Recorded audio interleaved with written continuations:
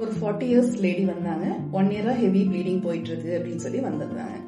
ஏன்பா 1 இயரா வரல அப்படின்னு கேட்டா அதுக்கு என்ன சொன்னாங்க, பக்கத்து வீட்டுல இருக்கவங்க ஃப்ரெண்ட்ஸ் எல்லாருமே ஹெவி ப்ளீடிங் வருது அப்படின்னா மெனோபாஸ் ஆக போது, உனக்கு 40 வயசு ஆயிடுச்சுல, அதுக்கான அறிகுறியா இருக்கலாம், உனக்கு சீக்கிரம் மெனோபாஸ் ஆயிடும் அப்படிங்கிற மாதிரி சொல்லியிருக்காங்க. அதை நம்பிட்டு அவங்களும் டெஸ்ட்டுக்கு வரல. இப்ப பார்த்தோம்னா அவங்களுக்கு பிளட்டே ரொம்ப குறைஞ்சு போயிடுச்சு. இப்ப டெஸ்ட் பண்ணி பார்க்கும்போது அவங்களுக்கு கர்ப்பப்பையில கட்டி இருக்கு அப்படின்னு வந்திருக்கு. இப்போ நிறைய பேருக்கு வந்து பார்த்தோம்னா மெனோபாஸ் அப்படின்னா என்னங்கிற அவேர்னஸே இல்லாம இருக்கு. மெனோபாஸ்னா என்ன? அட்லீஸ்ட் வந்து 1 இயர் கண்டினியூஸா பீரியட்ஸ் வந்து வராம இருந்ததுன்னா அப்பதான் நம்ம வந்து மெனோபாஸ்ன்னு சொல்லுவோம். இப்ப 6 மாசம் கழிச்சு ஒன்ஸ் வந்து பீரியட்ஸ் வந்திருக்கு, அதுக்கப்புறம் 6 மாசம் வரல, இது வந்து நம்ம எப்படி கணக்குல எடுத்துக்கிறது? மெனோபாஸ் ஆகுமா அப்படின்னு கேட்டா அதுவும் கிடையாது.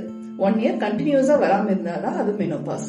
1 இயர் கழிச்சு பீரியட்ஸ் வருது, அப்போ என்ன பண்றது அப்படின்னு கேட்டா அதுவும் நார்மல் கிடையாது.